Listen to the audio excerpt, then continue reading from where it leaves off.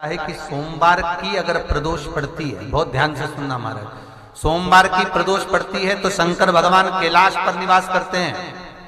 मंगलवार की प्रदोष पड़ती है तो शिव काशी में निवास करते हैं। बुधवार की प्रदोष पड़ती है तो शिव रजत भवन में निवास करते हैं। गुरुवार की प्रदोष पड़ती है तो शिव गंगा के स्थल पर निवास करते हैं। शुक्रवार की अगर प्रदोष पड़ती है तो शिव नीलकंठ पर विराजमान होते हैं। शनिवार की अगर प्रदोष पड़ती है तो शिव शमी के वृक्ष के नीचे रहते हैं। और रविवार की जब प्रदोष पड़ती है तो शिव बेलपत्र के पेड़ के नीचे निवास करते हैं। महाराज ये एकादशी शंकर से कह रही है कि आपका स्थान ये नहीं कि आप कैलाश पर मिले, उस वार को, उस तिथि के दिन, उस अनुकूल।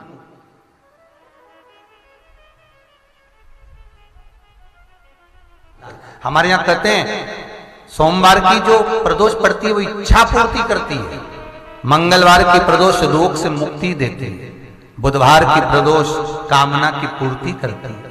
गुरुवार की प्रदोष शत्रुओं का नाश करती है। शुक्रवार की प्रदोष सुख और शांति देती है। शनिवार की प्रदोष संतान का सुख देती है। और रविवार की प्रदोष जो काम दुनिया में कोई नहीं कर सकता वो अचूक फल की प्राप्ति रविवार की प्रदोष करा देती है। महाराज ऐसी प्रदोषों का नियम वर्णन किया चाहिए। भगवान कहते ठीक है तू थोड़ी देर खड़ी हो। एकादशी सम्मुख खड़ी हुई। पार्वती जी ने जिस अंगुष्ठ का जल पीने के लिए लिया था हाथ में, बस पीने ही वाली थी, शंकर भगवान ने वही हाथ में जल लेकर एकादशी के हाथ में उसको देकर कहा ले, ये मेरे द्वारा निर्मित एक व्रत है जिसे त्रयोदशी के दिन तूने मांगा है, मैं तुझे देता हूं। आज इस व्रत का फल मैं तुझे प्रदान करता हूं। अब तू जिस जीवात्मा को लेकर जाएगी उसका पाप प्रबल नहीं होगा। किसी स्त्री, पुरुष, बालक, बुजुर्ग जो भी होगा जिसने प्रदोष का व्रत करा होगा वो जीवात्मा को तू किसी फल की कामना से नहीं स्वतः ही लेकर चली जाए। उसमें कोई कामना नहीं है। बन सके जीवन में 11 प्रदोष या 26 प्रदोष करने के बाद आप उसका उद्यापन कर कर विराम भी दे सकते।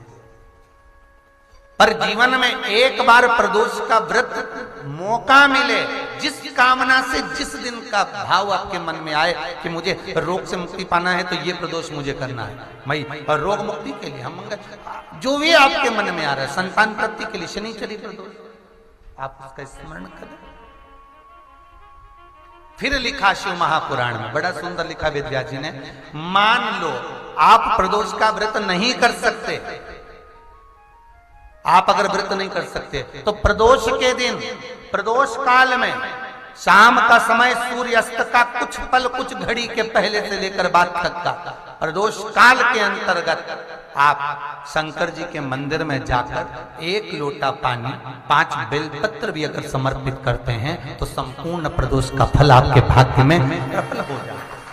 शिव महापुराण में इसका